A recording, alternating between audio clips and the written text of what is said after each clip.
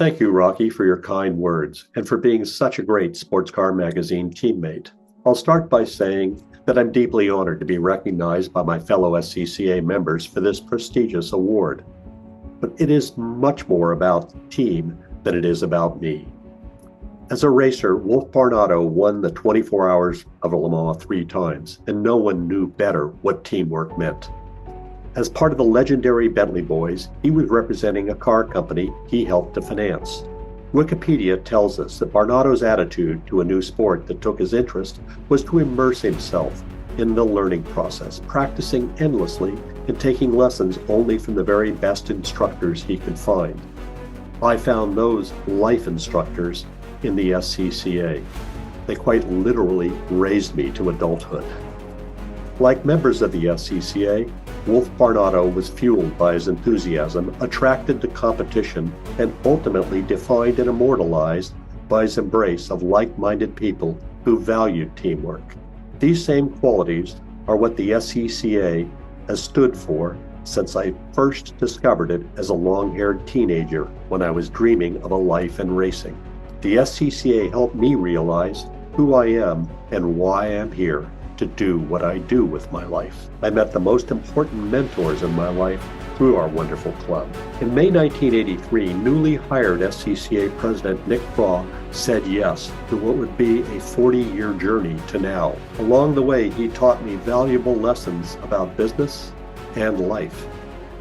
The two most important were to be a good partner and a great teammate, which leads me to wanting to share this iconic award with all of the sports car editors I've served with since 1977, when I became the art director and managing editor of this great magazine. Thank you to each and every one of you who made this possible. Now let's hear from them. Well, thank you, Paul. Friend, boss, employer, racing partner for so many years. It is difficult to think back on all the things that happened in the 1970s, but one strong memory that I have is being lured away from my happy Formula Ford racing New England region world into the wilds of Southern California to edit SportsCar Magazine. I was not prepared for the culture shock, and I certainly didn't have the skills to be an editor. So after 3 issues, I bailed on you. Happily, Lorna Fitz was on the scene shortly after I left. I'm just honored to be here amongst all of these fantastic people who are really editors or managing editors. My time in sports car was the time when Paul Pfanner and Paul Oxman gave me the opportunity to learn the publishing business. And I'm forever grateful for that. Thank you so much. And I also learned what it was like to be amongst the sports car SCCA family. And it's a huge family. It's very welcoming. I learned all about the core of the club, the basic racer, all the way up to the more professional racers.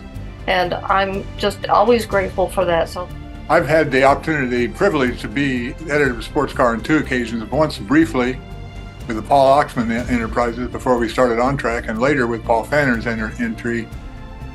And I've gained a great respect for the massive membership of the Sports Car Club of America, but the highlight of my tenure was getting to go to Road Atlanta for the runoffs, because the runoffs is the essence of the SCCA. And then I moved on and we did Racer. Well, in '86 was my kind of second time at Sports Car. I'd worked at the national office as the national editor, working with Lorna and Steve, and I think John Zimmerman. Huge challenge, great fun. I got to harass, I think is the right word, a lot of people to get stories in and to get even basic results. One thing I always remember, I was tickled when the event calendar in the back didn't change after we'd gone to press. So that was one of the things that made me happy. So in 1994, Paul Pfanner took a chance on a kid from Texas who had submitted some race reports and photos to Sports Car and begged for a job. And happy to say that for me, at least, that opportunity played out very nicely in my life. I spent 14 years working on the magazine, from '99 to 2006 as editor. and it and SCCA were a part of my life for that time and well beyond. It's been my pleasure to be a contributor to the magazine since, and be involved in several facets of SCCA as well. I want to thank, I had the opportunity to work alongside Rich McCormack, John Zimmerman, who was then editor of Racer, and Steve Nicholas, who was also in the office working on other projects. So I learned from some of the best, and was hopefully able to pass some of that along to future editor Philip Royal. So Richard hired me, and I thought I had a lot of experience in publishing, and I thought I understood the club, but it quickly became apparent that I had no idea really what I was doing. And after, I think, a year and a half, I became the editor, and I knew a little bit more and a little bit more.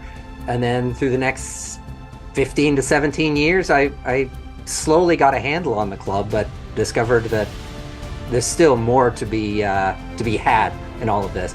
But the thing I enjoyed the most was the quality of the product. And always in the office, you'd push more and more for a better product.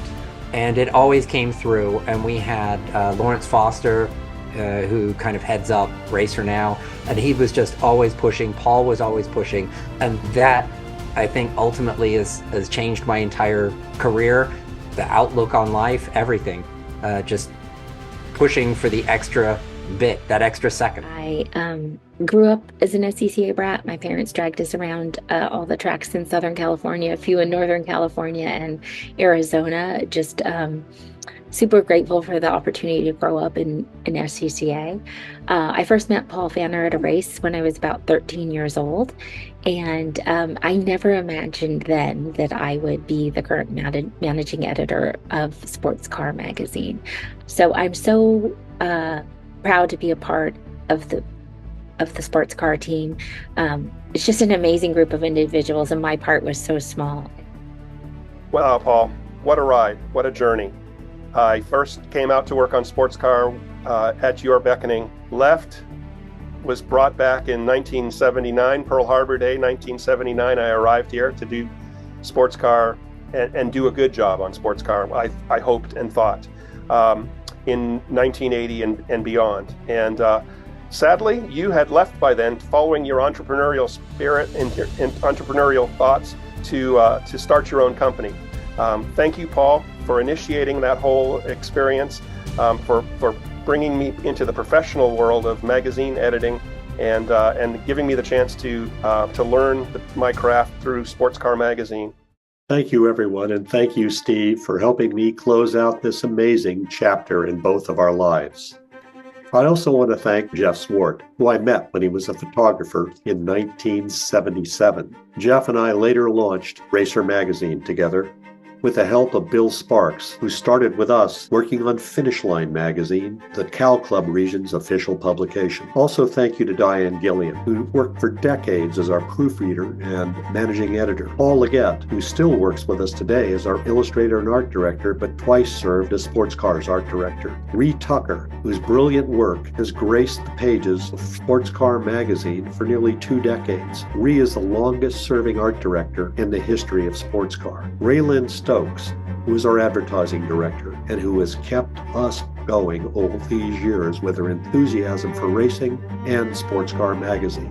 Rob and Chris Dyson, my partners in Racer Media and Marketing.